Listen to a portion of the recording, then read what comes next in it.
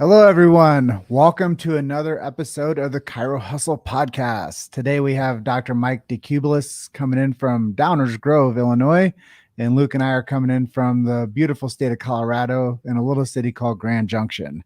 And we're just really happy to have Dr. Mike on with us today. Welcome to our show. Thanks for having me. Yeah, there's a lot of chiropractic talk we're going to have.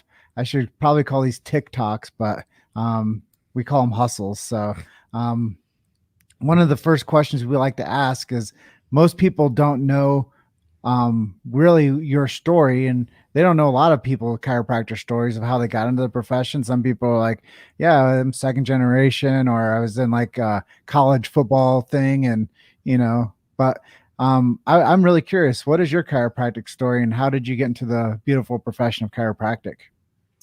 Yeah, so I come from a long family of chiropractors. Two of my uncles are chiropractors. I'm a chiropractor. My brother's a chiropractor. Two cousins are chiropractors. But I just realized the power of it and kind of that I was interested in it. There was a time in high school, middle school where I would go because my uncle was right in the hometown, and I would get adjusted, regularly. And for about a year, I was getting adjusted regularly. I didn't necessarily have any issues going on, but I just went in.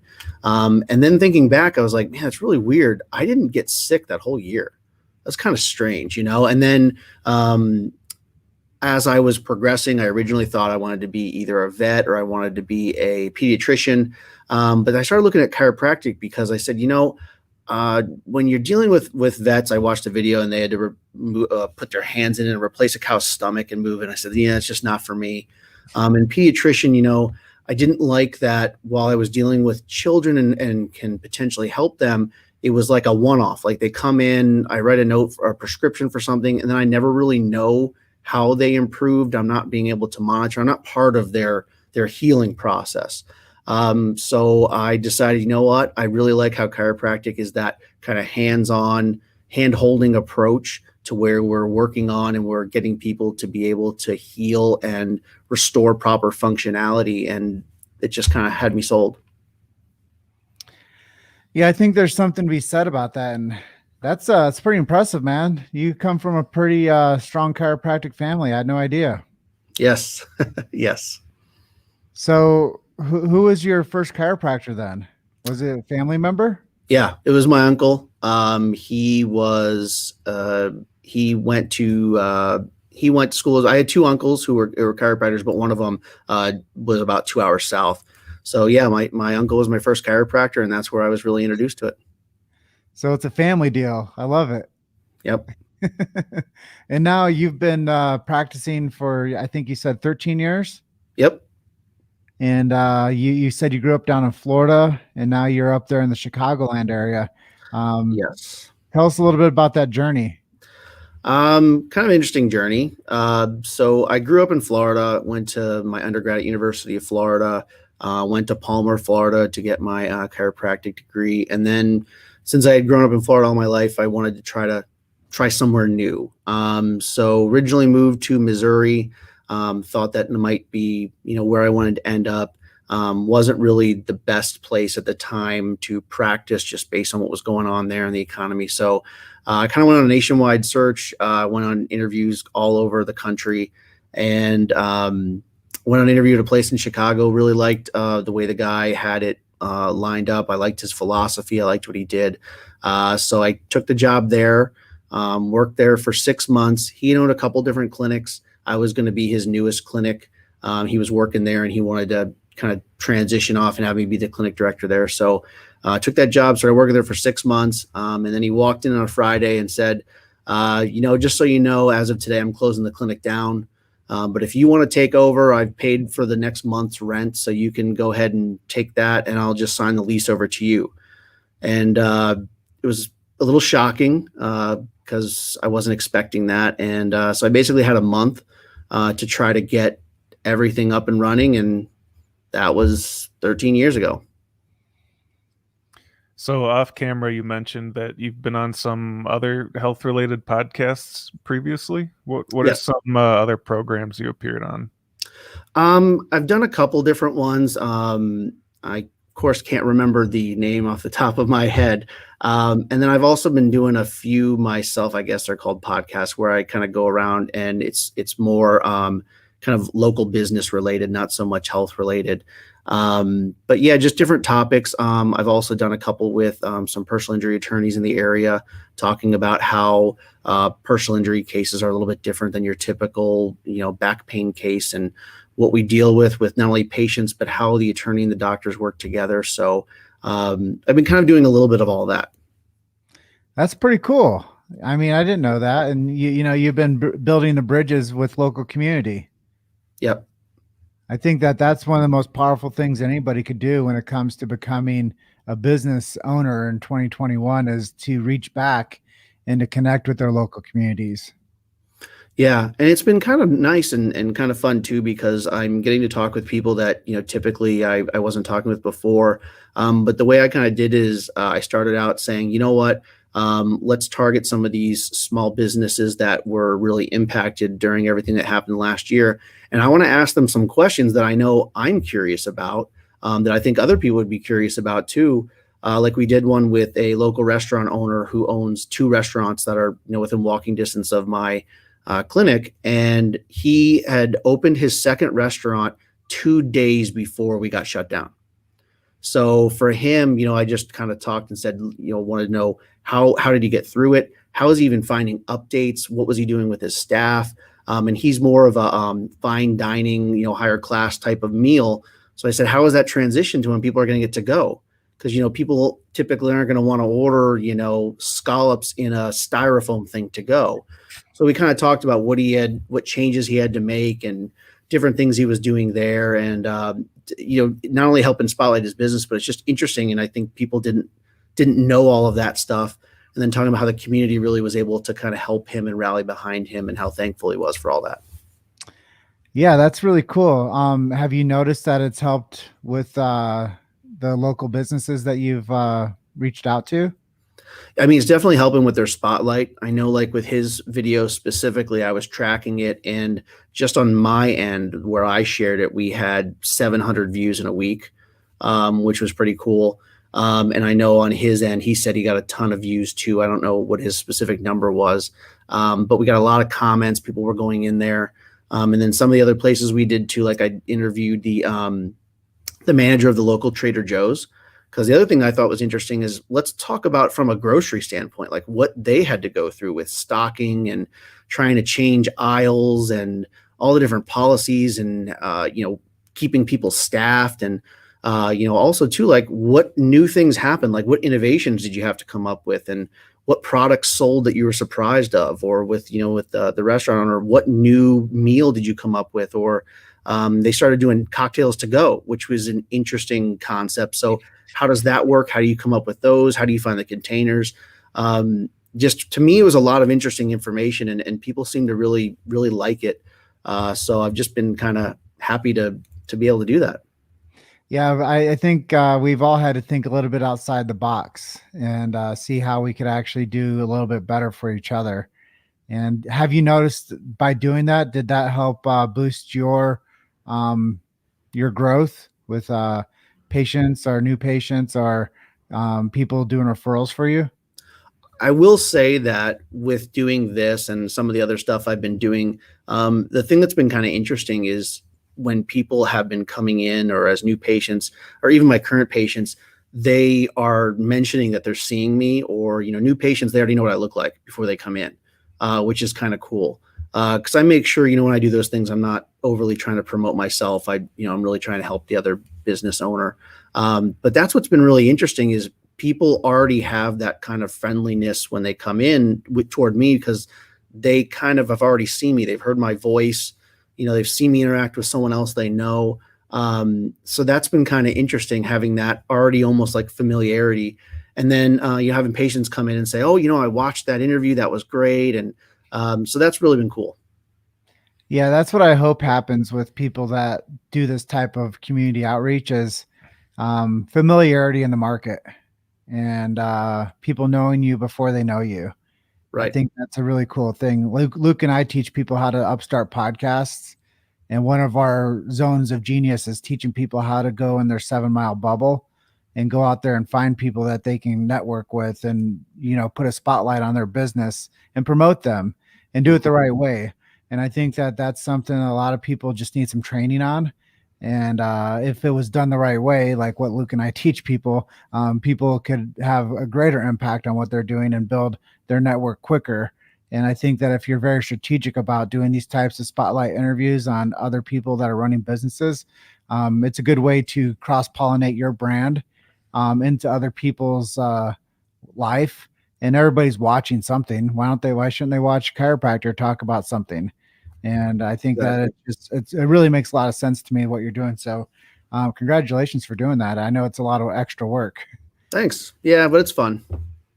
So what are some mantras that you live your life by, or maybe what are some of your favorite motivational quotes that keep you fired up?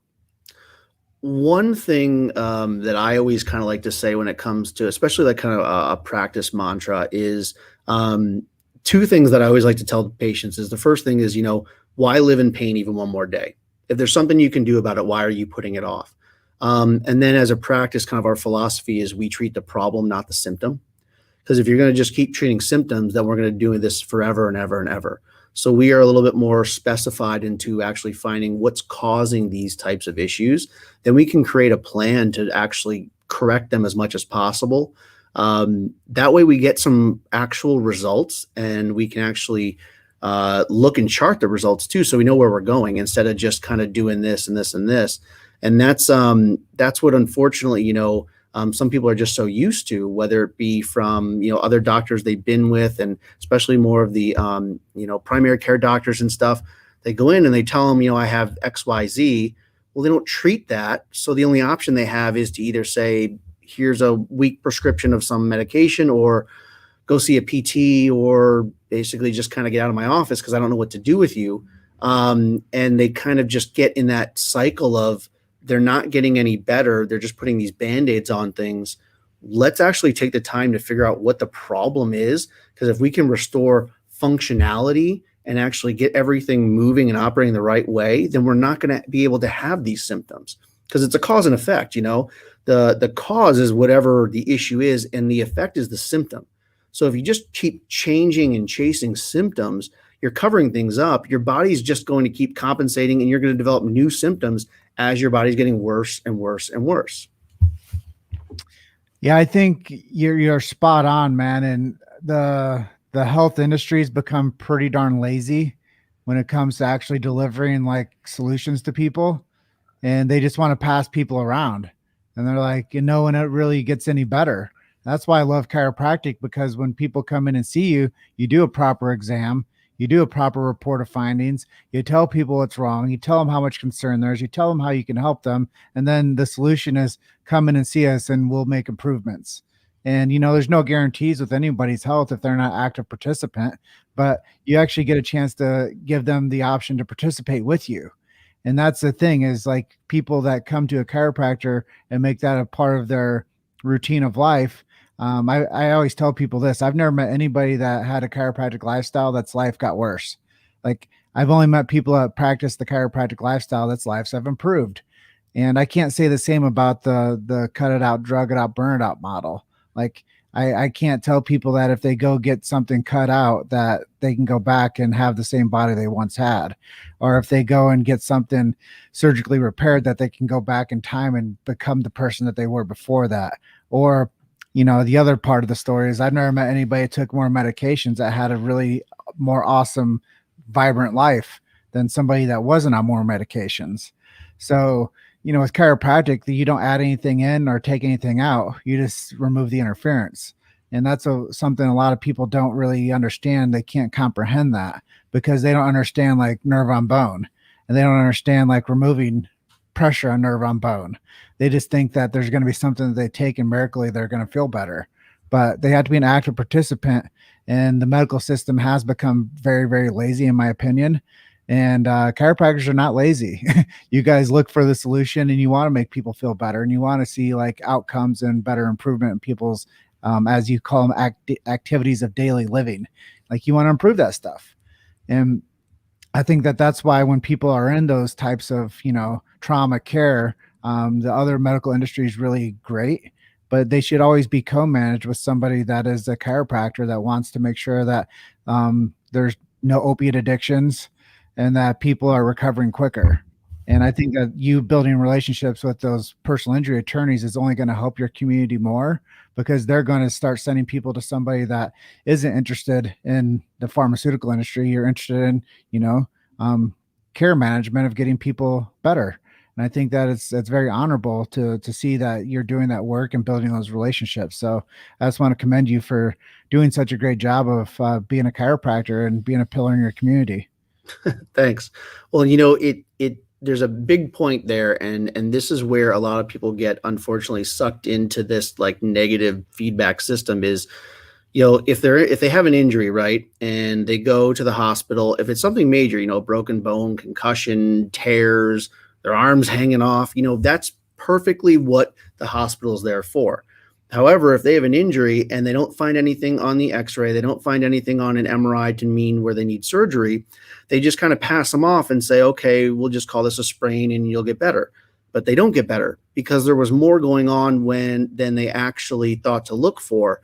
And, one of the biggest things is that people after an injury, they go to the hospital and then they're not getting better. So they come to my office and I ask, did they take x-rays? And they say, yes. I said, well, did they take x-rays of you laying down, sitting, or standing? And if they say they took x-rays of their low back sitting or low back laying down, those x-rays only looked for fractures, but we can't see any other changes because they weren't weight bearing. Like, that doesn't make any sense. You don't live your life sitting down or laying down. So why are we looking at the problem when you're not doing the function that you're having pain with? Like, to me, it makes common sense. So looking at those things too, now we can actually find problems that they didn't deem, extremely needing immediate care because they weren't life threatening, but they will develop chronic injuries. They will have problems for the rest of their life, and they will start getting worse, and they will start, spreading throughout their body because they were never diagnosed. And it's all because that model is not made to look for those things. And, I'm just going to touch on this a little bit with you too, is you've probably never had a patient come into your office that sat there in the waiting room for 3 hours. No. No. But if I were to be in a car crash and I went to the emergency room, there's a good chance if I wasn't bleeding, I would sit in that waiting room out there in the ER, like waiting room for possibly 3 hours, maybe longer. Oh yeah. You're going to be there all day. Yeah. So when somebody comes into a chiropractor, they're going to get an exam, like I said, a consultation, a health history. You're going to do some orthopedic testing. You're going to do a proper set of x-rays. And you're going to do what chiropractors do so amazingly, is a recommendation of care. And when people come back in, you're like, well, these are the things I found. I call it the relationship builder. Chiropractors know how to build a damn relationship, and they know how to help people. And that's why the referrals are so heavy when people start getting under care. That's why, the kids come in and the husband will come in, or the wife will come in, the grandma will come in, and you build a practice because you do right by the community. And I think that that's something that's so, we need to talk about more within the chiropractic profession, because when you do right by your patient, they do right by your business, and they want everybody in their family to feel better, and they want people to have, better quality of life. And I think that that's why the chiropractor keeps on winning. And people keep on, getting better quality of life that go to the chiropractor, because it's not always, like you said, it's not the pain. It's the underlying concern that causes that pain to trigger. And that's what chiropractors go for. It's not the tip of the iceberg. It's what's underneath the water that chiropractors help with. Right. And I could go all day about this type of care, but I fall in love with the idea that chiropractors are care providers. They're not in the healthcare system. They're in the care of health system. And I say this time and time again, but I think that chiropractic got swallowed up by the healthcare industry when it has zero to do with the healthcare industry. Chiropractors are a standalone profession that look to the body for vertebral subluxation and correct that and remove the interference in the nervous system, allowing the body to heal naturally. And there's not another group of doctors on the earth that do what chiropractors do so effectively.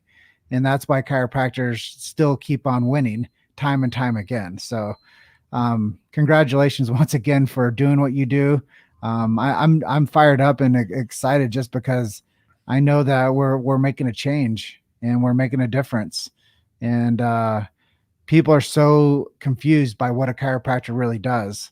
You're not headache doctors, damn it. You're nervous system doctors. Headaches are a byproduct of a nervous system being out of alignment. So, or I'm not a clinician, so I can just tell it from like a layman's perspective. Is you're not headache doctors. You help with headaches, but really what you do is you remove the interference on the nervous system, allowing the body to function normally or the way it should. So how do you think the world would change if every person on the planet started seeing a chiropractor and getting checked and adjusted? I think that one thing is we'd see a huge decline in osteoarthritis. We'd see a huge decline in degenerative disc disease. All of these things that are chronic things that take years to start developing. Because if we have proper functionality and movement of joints, of ligaments, of tendons, if we're using muscles the right way, we're not going to have scar tissue buildup.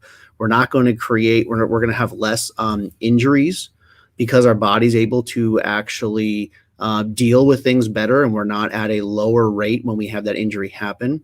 So I mean, we'd definitely be a lot better off. And I mean, part of that too is just if you look at a lot of the best athletes in the world, they're getting adjusted because they know that this is going to help them not only increase reaction time, increase healing time, prevent injuries, and allow them to function at their highest, but they're looking to do it for long term. I mean, they're not looking to do it for 2 years. They're looking to do it for their whole career.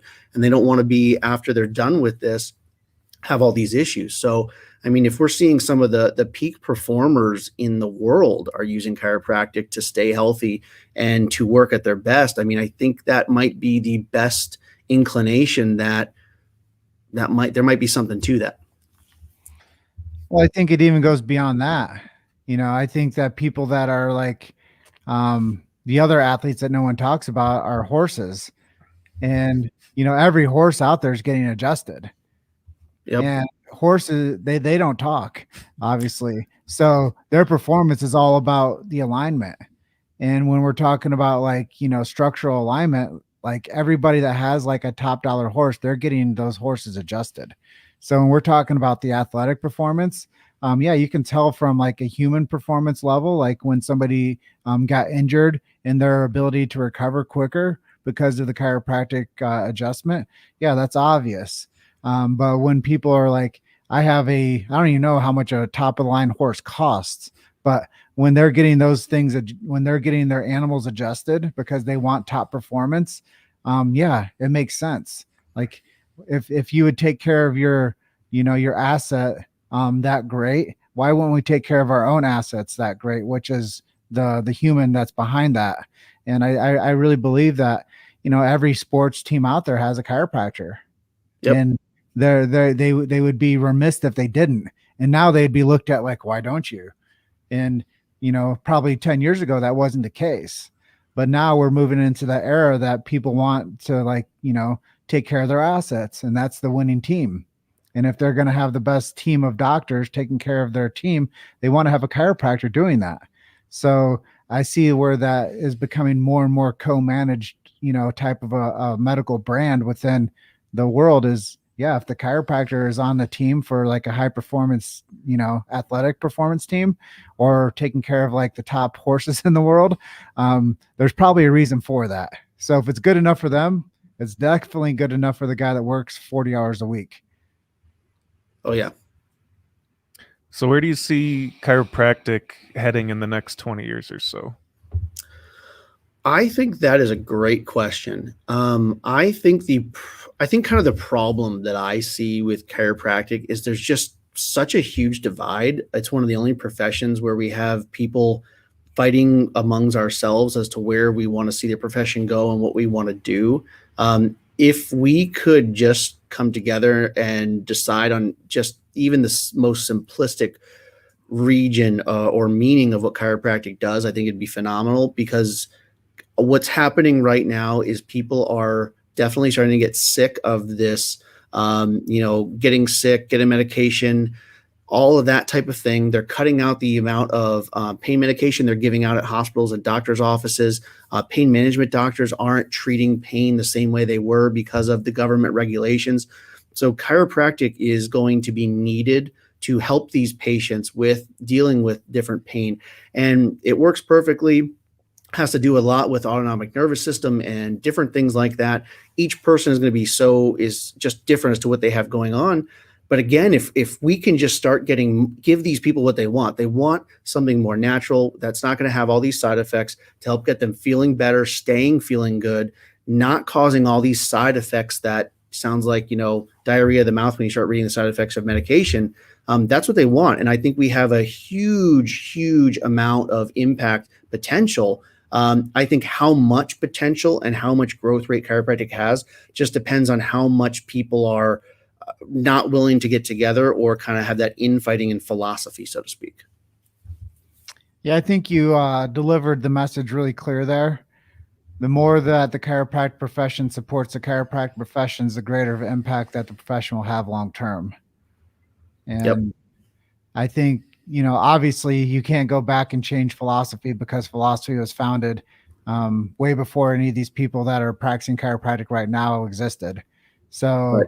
The science has evolved along with technology. So the philosophy is definitely rooted. The profession's definitely rooted, and there's nobody out there that's been around since the beginning of chiropractic. So obviously things are going to evolve, but if we want to see the chiropractic profession going in an amazing direction, there has to be some unification. And I've always said that we have to have unity through diversity, because if I go see your clinic and I go see 5 other chiros in your community, everybody does chiropractic a little bit different. So those that live in glass houses don't throw stones, and those that are in the chiropractic profession should support one another rather than saying you do it wrong. And I think that that's something that can go a long ways with what we're saying today. Is chiropractic in 20 years will be a massive profession, and it will be built on your shoulders. And as they say, you stand on the shoulders of giants. Well, those futures are going to stand on your shoulders. And if we can do it the right way, chiropractic, I've always looked at, I was a futurist coming into chiropractic when we did 12 years ago, because I knew that chiropractic eventually would win big time. And chiropractic is going to be like saw out. Like people are going to be like, you're not going to see the chiropractor, you're crazy. And Right. and that's where I would like to see the profession going, is like, you don't have a family chiropractor? What's wrong?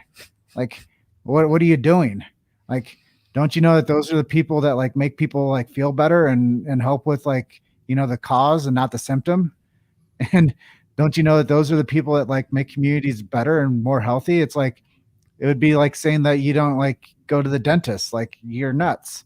Like, what are you doing with your teeth? You're just like leaving that to your own, like, I guess. But when you think about like the future, like if chiropractors all support each other just a 10% more, we would see the profession going in a way better direction with unity. So I'm spot on with you.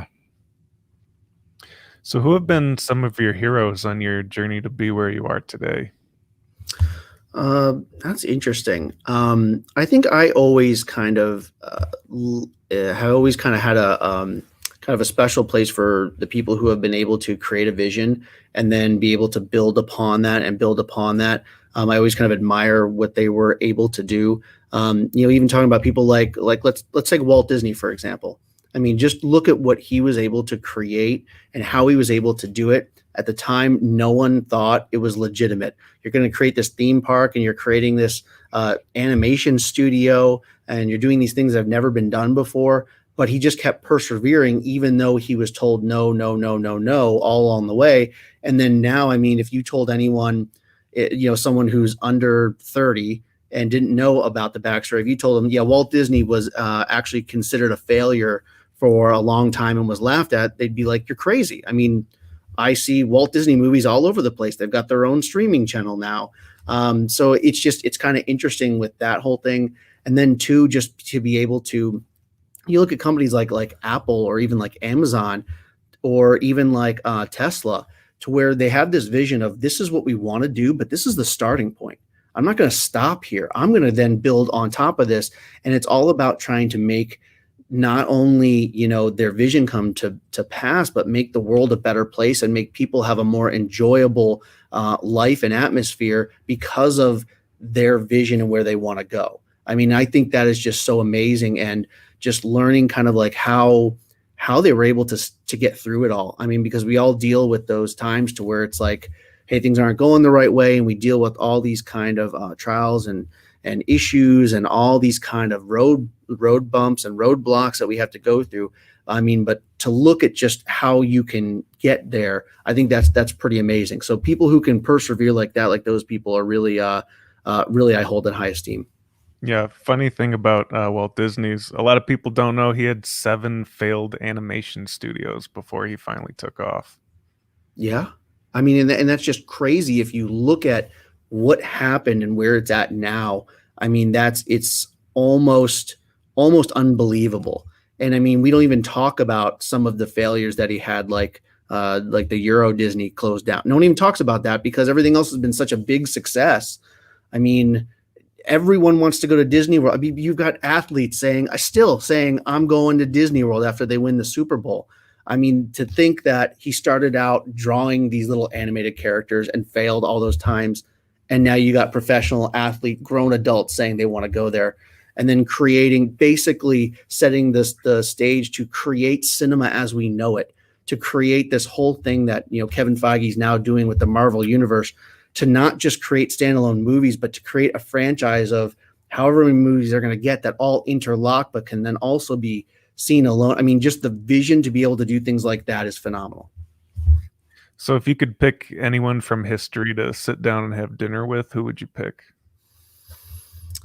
Ooh, that's interesting. Anyone throughout history, huh? Mhm. One person I've always kind of thought would be interesting to kind of talk and pick their brain about would be Bruce Lee, because he came over here from another country, was dead set on doing what he wanted to do, bringing over his style of martial arts. He's a smaller guy, was told he was never going to make it, started out, at the bottom and worked up, and not even knowing the language as well, adding in another factor. I've watched a couple of his interviews, and just the way he's very articulate, the way he kind of talks about his theory of what it is to be part of the Jeet Kune Do, and very, very interesting. So I'd definitely love to talk with him and get more information about that. Thinking about that, he trained, he was an artist, and that's a part of chiropractic is art. And that's a part that most people don't really focus on and discuss. But chiropractic is a science of philosophy and an art. It's a healing art. And I think when people think about technique, that's been one of the things that has been like kind of a riff within the chiropractic profession is I do this thing and I don't do that thing and you do that thing and that makes you different. But really, I think that that's what makes chiropractic beautiful, is because people have so much different technique and they find their own philosophy around that technique. And when you think about martial arts, chiropractic is a healing art. So I think there's a lot of symbiosis when you're talking about this. And, a lot of people don't know chiropractic till they get to college. And all of a sudden they're in college and they're learning a new art. And that's a part that most people don't discuss. So I think, bringing it back full circle, science, philosophy, and art, those are definitely some things that we can move forward with in the next 20 years that will make the profession stronger if people just knew that chiropractic was a healing art and it wasn't a symptom chaser. And I think that the marketing arena has turned chiropractic into symptom chasers. And the medical industry is like, no, you guys just help with neck pain, back pain, and headaches. Screw you guys. But that's not true. But that's what it's been reduced to because people have lost the ability to communicate that chiropractic is it's a healing art. So I think that that's going to be something that will pull us forward rather than hinder us. And then people have a lot more appreciation for each other's techniques, because that's how things start to thrive again, is when you start to pay attention to the history and you start to have a resurgence in the strength of what chiropractic really stands on. So Bruce Lee is a great analysis for the chiropractic profession if they just studied what he did, because he was just a guy that he was like a Clarence Gonstead. Like the guy like lived at his clinic and he adjusted as many people as he could every day. And Gonstead to me was like the chiropractor of like Walt Disney. He's like, I'm going to create an airstrip. I'm going to create a hotel, and I'm going to create a chiropractic like movement where people can fly in and see me. And I think when you have that big of a vision, a lot of people become drawn to it because they're like, I've tried everything else and everything else has failed me. Well, the Gonstead technique is one of the strongest ones in the profession. So just to know that Gonstead did something amazing, we're bringing it back full circle now. I think he was an immigrant from Northern Europe, and he came over here and decided that he was going to start a chiropractic movement. And it's just amazing what we're able to accomplish if people just support each other a little bit more. And I think Bruce Lee is a huge idea when it comes to the technique of what chiropractic really stands on, and how we can actually get chiropractic more universally understood through the idea of technique and philosophy, and marrying that with now the analysis. I'm sure that anybody watching this that's ever heard of chiropractic knows that chiropractors are like leveraging thermography, and they're leveraging x-ray. And when you can like correlate thermography with x-ray, now you have more science of proof. So the analysis becomes even that much more great.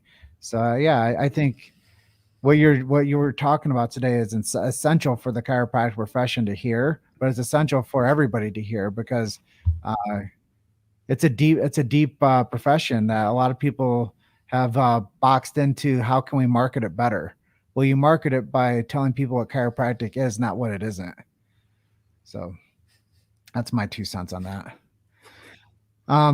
Going into marketing though, what do you like doing? What's worked for you historically? Well, historically it's been different in the last year than it has been before, but I really like talking with people. I like being able to be personable, kind of have that connection. The biggest thing is that everyone has their own individual story. So anytime I can talk with people, or at least give them a little bit more attention than, just saying, you have a headache, come and see me. I want to get into a little more detail and background. Because one of the things I find too is that a lot of the patients, when they'll come in, they'll tell me, okay, this started, a week ago. It didn't start a week ago. It started a lot longer ago, but they didn't put the connections together. So when we start talking and figuring out, okay, well, tell me about this. Have you ever had this before? Well, I did, but it went away. Okay. So what we're hearing is that this all started actually 3 years ago. It healed okay, not 100%. Your body started compensating, so you didn't notice the pain as much. But that compensation, because we're now putting abnormal pressure and using muscles and tendons differently, we started to actually have some degeneration that went on, which is why now when we look at the films, I'm seeing osteoarthritis, which takes years to set in, doesn't take a week. So this is actually more of a new symptom of the original cause, because you weren't properly evaluated and treated before. So it's kind of getting the whole story, so we can kind of figure out what's going on. So I like anything where we can talk with more people. So I like doing workshops, any kind of event where I can meet people, because I think that's the most effective. So those are what I kind of prefer. I don't like just mailing stuff out and doing anything like that. What would be some advice you would give to a chiropractic student who might be listening to this and just needs some advice? I think, well, there's a couple things, and just kind of going back on what I've learned and how I've changed kind of from when I was in school to now.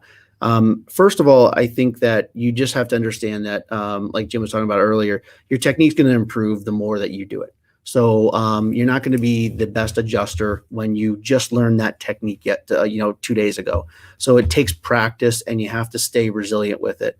And then you have to find something that resonates with you. There are lots of techniques out there. There's lots of different philosophies. Find which one you identify with the most, or makes the most sense to you.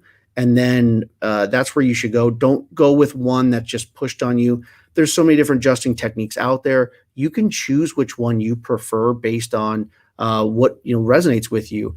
And I know for me, like I use a couple different ones. I don't use just one, and I use a combination, and I have different options because that's what I felt worked best for me. But the nice thing about chiropractic is that even though there's all these different techniques and there's different procedures and philosophies, is that at the root of it is still chiropractic, and it still works and it can still get good results.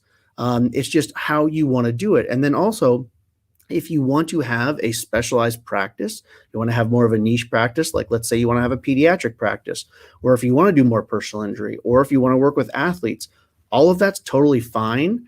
Just figure out what works best for you and then make a plan as to how you're going to get there. Because you're not going to be able to just say, you know what, I'm just going to rent this space here and then I want to be a pediatric chiropractor and everyone's just going to come to me. It doesn't work that way. So you're going to have to start networking, creating those connections, but make sure it's the connections you want.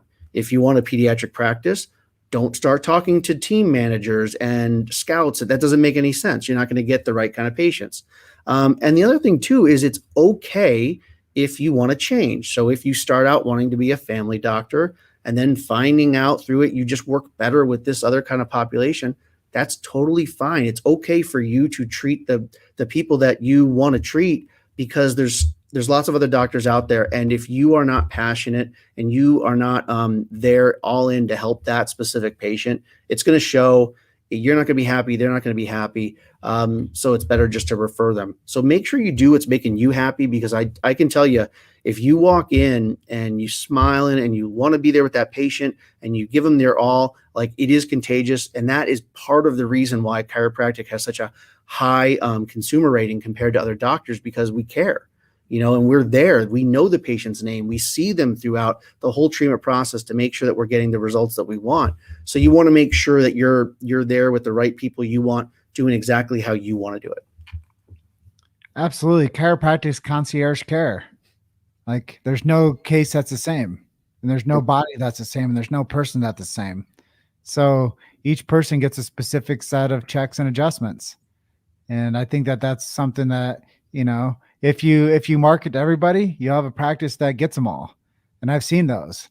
I've seen the ones that just say, hey, I don't care. Send anybody in. I'll take the PIs. I'll take the babies.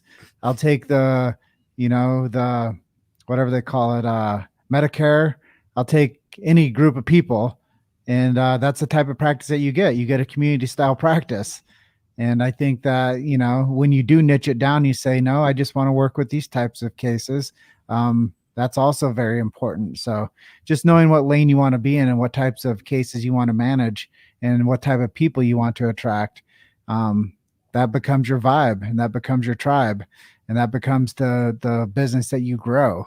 And I think that that's so important for longevity of practice, because, if you do want to just have a sports management team that you type practice, then you're going to have like a lot of athletes, and you're going to see their kids, and you're going to see their kids become athletes and become professionals and stuff like that. So it just depends on what type of practice you're going to grow with. And like you said, just don't beat yourself up if you decide you start something and you want to go a different direction. Just know that whatever decision you make is your decision, and you're the decision maker, and you're the doctor, and you're the one covering the overhead. So Right. build the practice of your dreams, not the practice of what everybody else tells you to do. 100%. So how do you feel about students trying to pick schools based on geographic location? That I think is probably not the best option. I mean, you wouldn't pick a college based on geographic location, so you shouldn't pick a chiropractic school based on that. I think you need to do a little bit of research. There are, schools that are considered better in certain techniques than other ones, some that don't teach certain techniques and philosophies. So you should do your research and see which one kind of resonates with you, because they all are a little bit different. And that's one thing that, the ones, if you just pick it based on geographic location, there's also a very good chance that you're going to end up transferring because it's not the fit that you wanted. You might get lucky, but just like anything else, if you're going to spend, almost 4 years there, you want to make sure it's the right decision. You don't want to just go there because it's close. That's not what we would do for undergrad either. So make sure it's the right decision, and make sure it's the right decision based on the kind of doctor you want to do or you want to be, or what things you want to learn. But that's what it should be based on. Well, I think this question is so important, because a lot of people don't understand that there's multiple chiropractic colleges out there. And they're like, yeah, I just went to the first one that like somebody told me to go see because they're my chiropractor and that's where I went. I hear that all the time. And people don't realize that there's a selection out there. But, I think that it's just awareness is number one. And a lot of people won't refer to certain schools that are doctors anymore. So we're finding a select few that are on one hand that people will say, go to that place. So I think a lot has to do with how those colleges interact in the marketplace too, as to how they will become referable. Like, so the chiropractor who is in the front of the line definitely has a say on who shows up to which schools these days as well. So I think a lot of the responsibility is based on that institution to do right by the profession too. Yep. So what kind of things do you like to read and listen to, and what are some of your hobbies? What do you do for fun? So I'm a really big sports fan. So from the Tampa area. So been a great year for me in the Tampa sports. We just won with the Buccaneers. We won last year with the Lightning. Lightning looking great again. We had the Rays in the World Series. So it was a great year for Tampa sports. I've been very happy about that. So I like to follow those things. Also, I do like to read a lot. I kind of go back and forth. I'll read some business books, but I also like a lot of medieval fantasy type books, like the Game of Thrones type stuff. So I get big into those. One of my favorite authors is Brandon Sanderson. He's got a plethora of books out, and the way he does things is a little unique, and I like that. So kind of back and forth. I sometimes I just like to take my mind off of the business side. So I think it's always good to give yourself a break and give yourself that kind of imaginative aspect too, because I know sometimes after that gets me fired up as well. And then it gives me a different perspective once I get to the office of how I want to, do things, because I wasn't just bogged down with learning for 2 hours before I got in.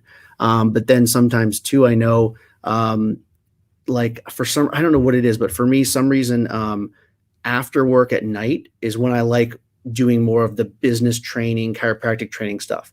I love taking those notes at night. For some reason, that's when I get fired up, and then I go into work and I got all my notes.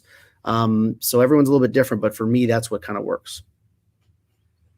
So what are some websites people can go to if they want to learn more about you? So you can go to a couple different places. My actual business website is chiropracticdownersgrove.com. That's my office that I'm at right now. I also do a training for chiropractors to teach them how to work not only with personal injury, but really it's about the relationship management with personal injury. So how to work with attorneys, how to work with doctors, orthos, neuros, how to work with the community, because personal injury is a very different beast than every other kind of patient you're going to get. And if you don't understand how to work and how those relationships work, it's just not going to be successful. So that website is morepireferrals.com. And I go through kind of the training and how that works there.